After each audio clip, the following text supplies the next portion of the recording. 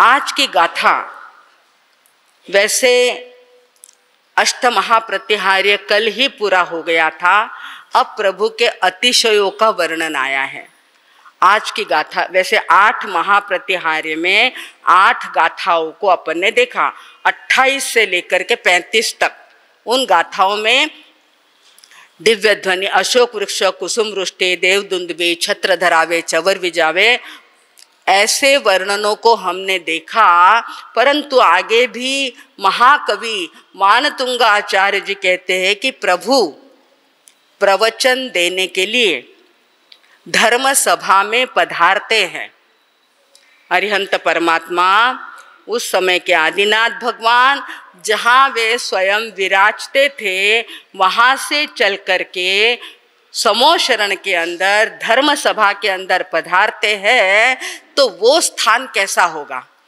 आज का वर्णन क्या रहा कि वो जगह है, जैसे अपन अपने यहाँ से यहाँ तक आओ तो वो रास्ता कैसा है और वो महिमा कैसी है, उस महिमा का वर्णन भाइयों और बहनों आज की चरण महिमा का वर्णन है। आज की गाथा में क्या है, चरण महिमा। प्रभु के चरण कहाँ पड़ते हैं, कहाँ रखते हैं प्रभु चरण, वे विलिप्त हो गए हैं, अलिप्त हो गए हैं, उन्हें तो किसी बात की कोई आवश्यकता नहीं है। परंतु उस सभा में आने वाले देवी देवता, श्रावक श्राविका, साधु साध्वी जी, 12 प्रकार की परिषद वहाँ पधारती है। उन सबको तो भगवान की महिमा है ना, प्रभु को कोई लेना देना नहीं, परंतु उनको बड़ी भावना होती है, मन में प्रभावना होती है। तो वे जो देवी देवता है ना, क्या करते हैं, प्रभु के चरण जहाँ पड़ते हैं, पहली बात तो उनके चरण कैसे हैं उसका वर्णन इस पहली 2 लाइन में आया है। पहले बताया उन्निद्र हे मनव पंकज पुंज कांति, प्रभु के चरण कैसे है, इतने सुंदर है। एक तो विशाल होते हैं उनकी काया, अपन तो 500 धनुष्य की मानते हैं, और भी ज्यादा वर्णन आता है। तो ऐसी काया में प्रभु के चरण अत्यंत सुंदर, रंग सुंदर, वर्ण सुंदर, उसका आकार सुंदर, उसका प्रकार सुंदर। ऐसे प्रभु के जो चरण है ना, वो कैसे लगते हैं, खिले हुए कमल के जैसे, स्वर्ण कमल। पहली लाइन में क्या शब्द आया, अगर आपका ध्यान किताब में रहा तो समझ में आएगा।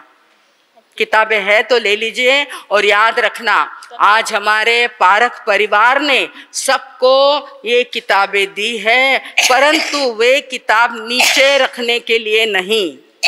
सबको याद रखना है किताब कभी भी, क्योंकि नीचे क्या होता है, चलते हैं ना आप लोग, अपने पाँव की रज वहाँ पर पड़ती है। इसलिए किताब को ना तो बच्चों के हाथ में दी जाए और ना ही उसको नीचे रखा जाए, इस बात का अवश्य ध्यान रखें। तो भाई और बहनों, आज की जो प्रभावना है इस ग्रंथ की, ये सामान्य किताब नहीं है, ये भक्ति का ग्रंथ है, महाभक्ति का स्तोत्र है। स्तोत्र के अंदर संस्कृत शब्द आते हैं, देवी देवताओं का वर्णन आता है, और वे देवी देवता, वे इंद्र इंद्राणी क्या करते हैं, प्रभु के चरणों का वर्णन कर रहे हैं।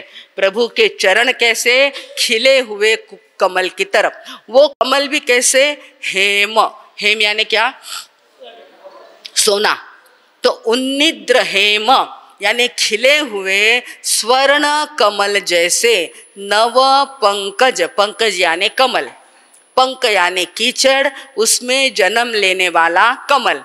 तो पंकज और एक कमल का वर्णन नहीं है, पंकज का क्या है कि नहीं, पुंज है। आप लोग क्या देते, बफे क्या देते हैं, गुच्छा, बुके, बुके, बुके, वो एक होता है बुफे और एक होता है बुके। कुछ के कुछ शब्द होते हैं जिसका कोई तालमेल लगता नहीं, कहाँ का कहाँ लगा देते हैं, वो होता है बुके, भूखे नहीं, बुके। तो एक होता है बफे, हाथुले ने खाओ, मांगने खावा ना आप, ऐसे आप लोग जाते हैं और थाली मांगते हैं और खाते। अरे अपने यहाँ जो प्रथा थी ना परोसने की थी, मनवार कर करके क्या करते थे, परोसते थे। परोसने की बात तो कहीं के कहीं चली गई। आप क्या करते हैं, थाली लेकर के जाओ, उसमें डालो और लेकर के आओ। ये ठीक है, अब जिसकी उसकी जो भावना है वो करे, परंतु ये भावना है, हमको ध्यान में नहीं आया कि वो शब्द क्या होता है, बुफे। और जो गुच्छा दिया जाता है फूल का, वो बुके। अब कई उन्हें अर्थ है कई, परंतु पंकज पुंज कांति, पुंज है फूलों का, क्या है, गुच्छा। कैसा है, पैरों के चरण कमल जो है वो पुंज के भांति है। एक कमल अगर दिखता है तो मन में क्या होता है, आनंद आता है। एक गुलाब का फूल अगर खिला हुआ है, बगीचे में गए हैं, चलते हैं सवेरे सवेरे, और उद्यान के अंदर अगर सुंदर सुंदर गुलाब के फूल और नाना प्रकार के फूल आते हैं, उसको देखते हैं तो भी कैसा लगता है, बड़ा सुंदर लगता है। यहाँ पर कहते हैं कि कमल तो है, परंतु कमल के गुच्छ, कमल का पुंज जो है, उसकी कांति, उसका प्रकाश कैसा होगा, वैसा प्रभाव, वैसा प्रकाश प्रभु के नाखूनों का है। किसका है, नाखून, चरणों के जो नाखून है, पर्युल्लसन नख मयूख शिखाभिरामो। नख मयूख आया क्या ध्यान में, शब्द आपके हाथ में लीजिए, है ना, किताबें हाथ में है तो लीजिए, उन किताबों का उपयोग करिए। और उसको किताब के अंदर दूसरी लाइन में बीच के अक्षर में बताया है, पर्युल्ल, पर्युल्ल यानी प्रकाशित। क्या हुआ, नख मयूख, नखों की किरणें, उन नाखूनों में से क्या निकल रही है, किरणें, मयूख यानी किरण। और शिखा अभिरामो, शिखा यानी नख की जो किनारे हैं उसमें अभिराम यानी अत्यंत सुंदर, अभिराम म्हणजे अत्यंत सुंदर, ऐसे नखों का प्रकाश फैला हुआ है। प्रभु अपना चरण रखते हैं और उस चरणों में से, उनके पैरों में से ऐसा लगता है जैसे कोई प्रकाश की किरणें बाहर में निकल रही है। कुछ ख्याल में आया, पर्युल्लसन नखमयूख शिखा अभिरामो, उस नख में से अति सुंदर ऐसे प्रकाश की किरणें निकल रही है। और जब ऐसे चरण, चरण कैसे है, जिनका आचरण अच्छा होता है ना, उनके चरण पूजे जाते हैं। आचरण क्यों कहते हैं, जिनका आचरण रत्नत्रय का है, रत्नत्रय जिनके जीवन के अंदर साकार हो गए हैं, ऐसों के जिनके आचरण हैं, उनके चरण पूजे जाते हैं। आई बात ख्याल में, चरण आचरण। तो प्रभु का आचरण क्या देखना, जिन्होंने अत्यंत अपने कषाय को डिलीट कर दिया है, डिलीट मार दिया है कि कोई कषाय, मंद कषाय भी मेरे पास नहीं रहेगी, ऐसा जिनका अनंत ज्ञान, अनंत दर्शन, अनंत चारित्रमय जीवन है, उनके पैरों का प्रकाश कैसा होगा। और ऐसे जब चरण अत्यंत सुंदर, आप देखते हैं कि कोई सुंदर कन्या है और उसका रंग अगर गोरा है तो उसके पांव भी कैसे लगते हैं, उनको तो और सजाने पड़ते हैं, कहीं पायल डालेंगे, फिर वो पॉलिश लगाएंगे और मेहंदी लगाएंगे, याद कर करके कहना पड़ता है, तब कहीं जाकर उनके पाँव बड़े प्यारे लगते हैं, बड़े सुंदर। वो रंग अगर उनका गोरा है फिर तो क्या देखना है। यहाँ पर हमारे भगवान, हमारे प्रभु गोरों के भी बहुत ज़्यादा गोरे, बड़े सुंदर, बड़े त्यागी, बड़े प्रभावी, बड़ा सुंदर उनका आचरण है, तो उनके पैर कैसे होंगे। देवताओं के मन में आता है, हमारे प्रभु पधार रहे हैं, और वे अगर पधार रहे हैं तो वे जहाँ जहाँ पाँव रखेंगे वहाँ पर हम भी कमल पुष्पों की रचना करेंगे। ये वर्णन इसके अंदर आया है। यत्र धत्त जिनेन्द्र, है मेरे जिनेन्द्र भगवान, पादौ पदानी, पादौ यानी दो पद, पादौ पदानी संस्कृत के अंदर दो पद यानी दो पांव जो आपके हैं, तव यानी तुम्हारे, यत्र धत्त जहाँ पर आप अपने चरण रखते हैं प्रभु, पद्मानि तत्र विबुधा परिकल्पयन्ति वहाँ पर विबुधाहा देवी और देवता, इंद्र और इंद्राणी क्या करते हैं, कमल पुष्प, यानी कौन से कमल पुष्प, स्वर्ण के कमल पुष्प, सोने के और बड़े बड़े ऐसे इतने नहीं अपने यहाँ जो अपन देखते हैं वैसे नहीं, बड़े सुंदर बड़े अच्छे रंग वाले असली स्वर्ण जो है उसका कमल बनाते हैं और प्रभु का चरण, प्रभु का पांव रखने के लिए वो स्थान निर्माण करते हैं। विकुर्वितम वे क्या करते हैं, पद्मानि तत्र यानी वहाँ, विबुधा परिकल्पयन्ति यानी वे क्या करते हैं, वहाँ पर निर्माण करते हैं। चरणों को रखने के लिए स्वर्ण कमल पुष्प वहाँ पर रचित होते हैं और प्रभु वहाँ पर पधारते हैं।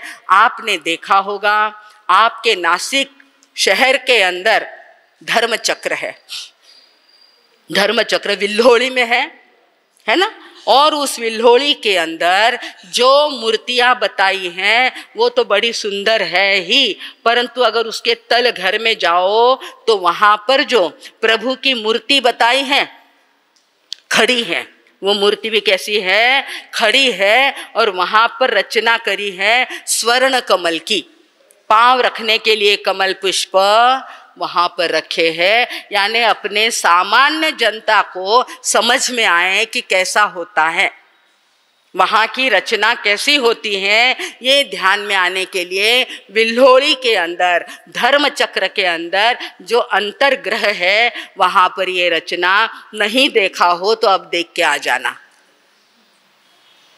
आप लोग तो किसके लिए जाते हैं, मार साहब उठे जावा टाइमच नहीं मिले, टाइम कटे जावे बाजारा में, हाँ टाइम कटे जावे खरीदी में, अरे जन्म जन्म से वही करते आएंगे, वही करते जा रहे हैं, कर्तव्य है उतना करो, परंतु कुछ तो धर्म ध्यान की जगह अपने हृदय में रखो। यहाँ पर कवि कह रहे हैं प्रभु आपके लिए तो वहाँ के कमल जो है ना भले ही सोने के हैं या एकेंद्रीय पुष्प की हम कल्पना करें, प्रभु वे कमल तो कमल हैं, प्रभु आपको जो पधारना है मेरे हृदय कमल के अंदर पधारना है। क्या करना है प्रभु, आप पधारो कहाँ पर, अपने हृदय के क्या है, चैतन्य, चैतन्य कमल मेरे पास है, उस हृदय के अंदर आपको क्या करना है कि नहीं, लगता कि नहीं सबको, सबके पास है क्या हृदय, जरा ठीक से देख लेना। मेरे मन मंदिर में पधारो भगवन, भक्ति हमारी स्वीकारो, मेरे मन मंदिर में पधारो भगवन, भक्ति हमारी स्वीकारो, भव सागर से उबारो भगवन, भक्ति हमारी स्वीकारो, भव सागर से उबारो भगवन, भक्ति हमारी स्वीकारो। ऐसा सुंदर भजन परम पूज्य बड़े मार साहब ने आज से 200 साल पहले बनाया था। शिमला में देखिए उनको कैसा याद, शिमला के अंदर विहार करके हम लोग गए थे, दिल्ली से आगे शिमला में गए थे। आप तो गाड़ियों में भी अभी तक पहुंचे कि नहीं क्या मालूम, हम तो विहार करके वहां पर, और उसमें भी माताजी मार साहब के आशीर्वाद, बेन मार साहब का साथ, और वहां पर बैठ करके उन्होंने ये भजन बनाया हुआ है। कितने काम का है ना, कितना प्यारा भजन ऐसा बनाया हुआ है। क्या है अंतरा, वो अंतरे को हम लोग गाएंगे भाई और बहनों। ऐसा सुंदर भजन राग द्वेष की ग्रंथि तोड़े, राग द्वेष की ग्रंथि तोड़े, आत्म धन से नाता जोड़े, आत्म धन से नाता जोड़े, मन का मैल निवारो, भगवन भक्ति हमारी स्वीकारो,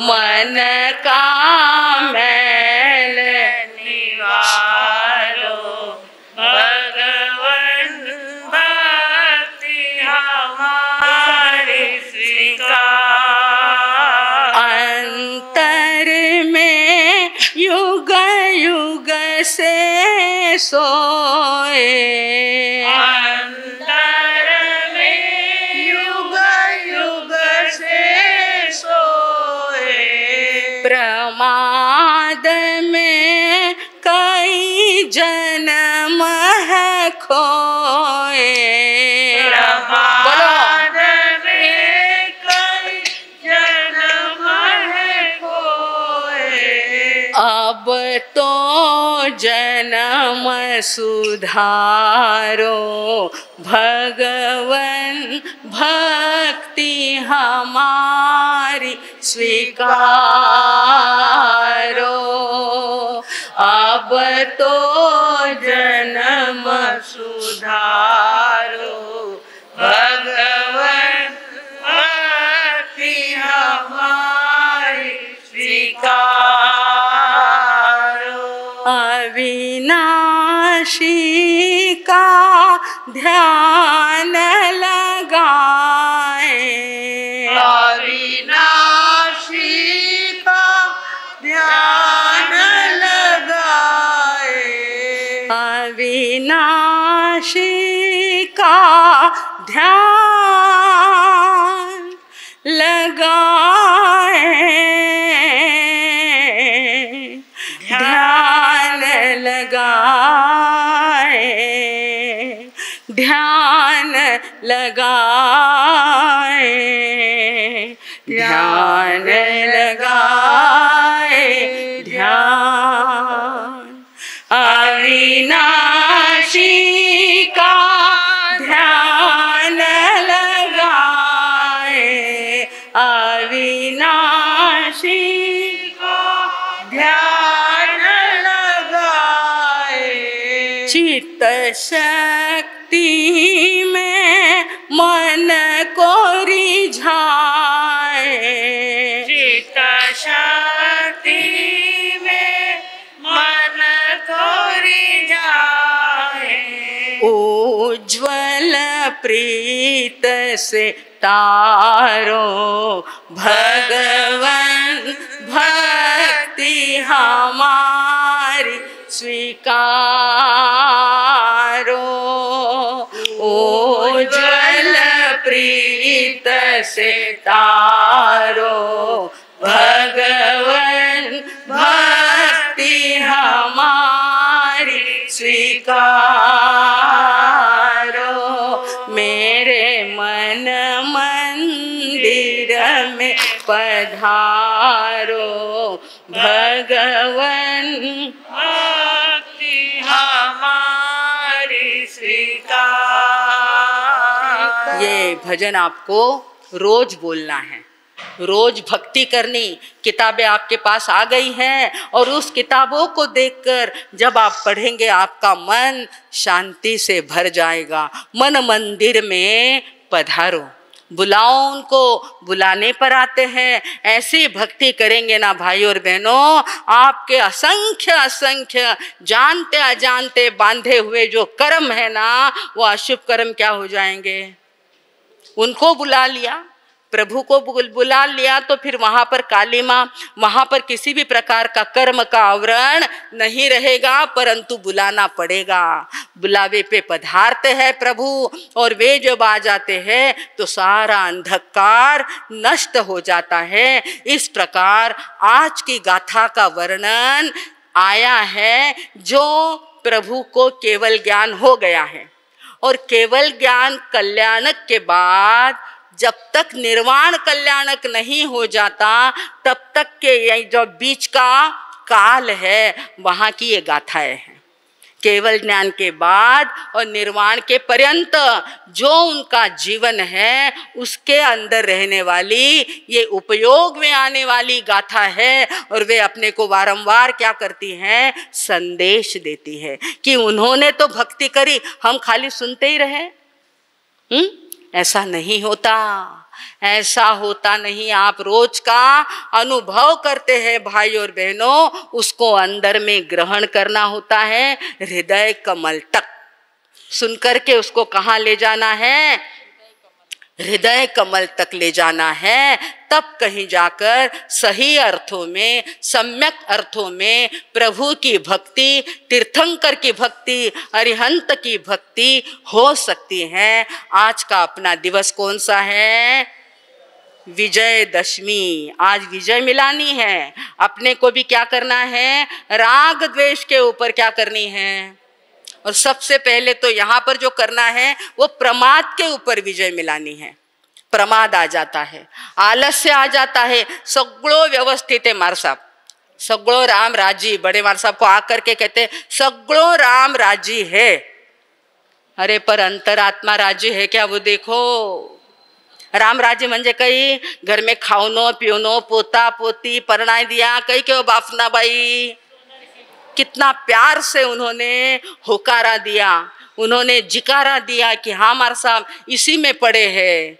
हम लोग उसी को सुख समाधि मान लेते हैं, राम राजी मानते हैं। अरे जब तक आत्मा राम राजी ना हो, वो राम राजी ना हो, तब तक क्या राम राजी। परंतु हम क्या करते हैं? कमाई होगी, आज रो गल्लो चोखो आएगो, खावनो पीवनो चोखो होएगो, बेटा बेटी पोता पोती परणाई दिया, बस होगा भी कहीं। अरे भैया, भगवान ने इतना सा वितराग का मार्ग नहीं बताया है। ये वितराग का है, ये जिन शासन है, जैन तत्व ज्ञान की बातें इस स्तोत्र के माध्यम से अपने को मिली है, तो अपने को और ज्यादा गहरे में जाना है। और कमल पुष्प जो आता है ना वारंवार, आप देखेंगे भक्तामर, कल्याण मंदिर और इन सूत्रों के अंदर, स्तोत्रों के अंदर किसकी उपमा वारंवार आती है? कमल। क्यों? इसलिए कि कमल जो होता है कीचड़ में से उगता है, पर तो उसके अंदर कीचड़ होता है क्या? कीचड़ में कमल खिलता है, पर वो कीचड़ उनके अंदर जाता, इसीलिए वो कैसा होता है? अलिप्त होता है। उस कीचड़ से, उस संसार के, उस वासना के, मन के अंदर जो विषय वासना भरी है, राग और द्वेष भरे हैं, संसार भरा हुआ है, वो जो कचरा है, वो जो कीचड़ है, चिक्खल है, उससे अपने को क्या करना है? बार बार कहते हैं वो, इसके लिए कमल की उपमा देते हैं। कमल कैसा होता है? अलिप्त होता है, सुगंध देता है, सुंदर होता है। और ऐसे कमल पुष्प को हमारे मानतुंगाचार्य जी ने प्रभु के चरणों के लिए उपमा दी है। पहली गाथा आई थी तब उनके नाखूनों की वर्णन याद है क्या? मैंने लिखा था, सम्यक प्रणम्य जिन पाद, अभी आयो ना ध्यान में, जिन पाद युगम युगम, यानी दोनों चरणों में सम्यक प्रणम्य, 3 बार नहीं, कोटि बार मैं क्या करता हूँ? वंदन करता हूँ। मन वचन काया से सम्यक प्रणम्य जिन पाद युगम युगादा, युग की आदि करने वाले हे आदिनाथ भगवान, हे अरिहंत भगवान, मैं आपके चरणों में क्या करता हूँ? सम्यक प्रणाम करता हूँ। आज वापिस उन्होंने 36वें गाथा के अंदर चरणों की महिमा गाई है, वो उनका अतिशय होता है। 34 अतिशय, 35 होता है ना, फेरते हैं अपन रोज। 34 अतिशय और 35 वाणी की बात हमारे यहाँ पर आई है। प्रभु ऐसे महान महानतम ऐसे अपने जीवन के कारण हमको संदेश देते हैं। भाइयों और बहनों, ऐसे हमारे परमात्मा अत्यंत शक्ति संपन्न, लब्धि संपन्न और अतिशयों के धारक होते हैं। उनकी भक्ति अपन अवश्य करेंगे। आज तो एक छोटा सा गाथा लेकर के अपन ने वर्णन किया है। उसी प्रकार आज हमारे भक्तामर की नई किताब, पिंपल गांव में क्या नहीं होता, पिंपल गांव में सब कुछ मुमकिन होता है। अब लगा ही नहीं था कि यहाँ पर कोई किताब छापेगा। हमारे भिक्खू भाऊ आए, पारक, कहने लगे मार साहब मैं छापना रे, मने छापनी है। आज उनके पोती का तो निमित्त लिया, वृत्ति का, उसका जन्मदिन है, उसका तो निमित्त लिया उन्होंने, पर उनको किसी भी तरह से क्या करनी थी, ये अर्थ की किताबें, मराठी गाथा जो उसके अंदर है उसकी किताबें हर हाथ में देनी थी, सबको देनी थी। इसलिए उन्होंने आज की क्या किया, दशहरे के दिन अपने को वो किताब उपलब्ध करा के दी है। उसी प्रकार आज हमारे युवाचार्य श्री महेंद्र ऋषि जी महाराज साहब, उनका जन्मदिन है। ये अक्टूबर का महीना बड़ा महत्वपूर्ण है। 5 तारीख को उनका क्या होता है, 2019 के अंदर हम लोग वहीं पर साथ में थे पूना के अंदर, और वहाँ पर उनका जन्मदिन बड़े आनंद के साथ बनाया था। अभी उनका चातुर्मास कहाँ पर है, दुर्ग के अंदर। वो दुर्ग शहर क्या शहर है, इतना सुंदर बड़े मार साहब का ऐसा भव्य दिव्य चातुर्मास वहाँ पर हुआ। बहुत बड़ा पटांगन, बहुत बड़ा आंगन वहाँ पर श्री संघ ने बनाया था, वो भी कम पड़ जाता था। ऐसा पारक परिवार वहाँ पर भी है। जसराज जी साहब पारक, बोरा जी और श्री श्री माल जी, कल परसों मैंने बताया था हम लोग खादी पहनते हैं। ये खादी हमको दुर्ग से श्रीमान उत्तम चंद जी साहब श्री श्रीमाल वो भेजते हैं। उत्तम चंद जी श्री श्रीमाल जो ज्ञान गच्छ के बड़े श्रावक, कट्टर घर में से निकले हुए ऐसे श्रावक हैं, परंतु पता नहीं उनको क्या भक्ति आती है, पता नहीं हमको। ये माताजी महाराज साहब और बेन महाराज साहब का ऐसा कुछ प्रभाव है कि वो कहते कि महाराज साहब बाकी कुछ नहीं, मैं आपको क्या करूँगा, चादर बहराऊंगा।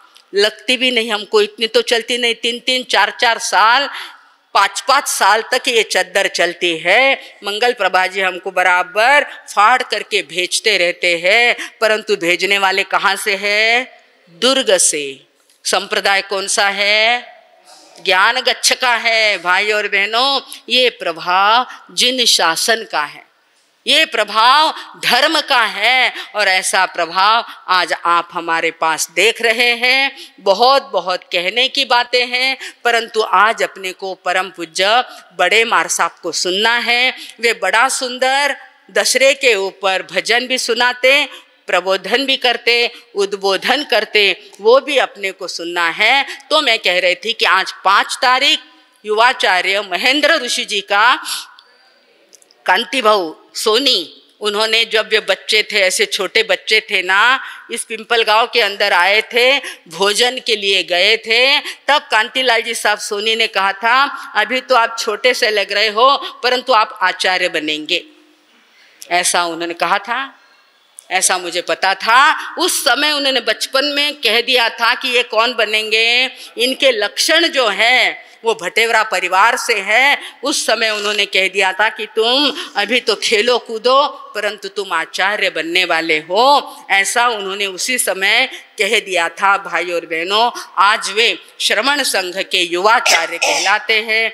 बड़े विनय नम्रता के साथ आचार्य भगवान के पास रहे, ध्यान साधना भी उन्होंने बड़े परिश्रम के साथ सीखी, सीख करके लोगों को सिखाई, और स्वयं भी तपश्चर्या करके आचरण में लाते हैं। उसी प्रकार 7 तारीख को परम पूज्य उपाध्याय प्रवीण ऋषि जी महाराज साहब का जन्मदिन आ रहा है। मैंने कहा ना अक्टूबर महीना, 2 अक्टूबर गया है, 5 आज का है, और 7 प्रवीण ऋषि जी महाराज साहब जो धर्म की गर्जना करने वाले हैं, ऐसे संतों का जन्मदिन मनाना भी बड़ा लाभदायी होता है। तो भाई और बहनों, इस प्रकार आज हमने अपने 36वें गाथा को देखा है। अपने हृदय के अंदर, हृदय कमल के अंदर प्रभु को बुलाने की कोशिश करेंगे तो निश्चित रूप से इस जन्म में तो शांति मिलेगी, आने वाले जीवन में भी अनंत अनंत सुख मिले। वो रह गया क्या, मराठी गाथा रह गई, कहाँ पर आया? हाँ सा, भासे सुवर्ण कमला परी जे जगाला,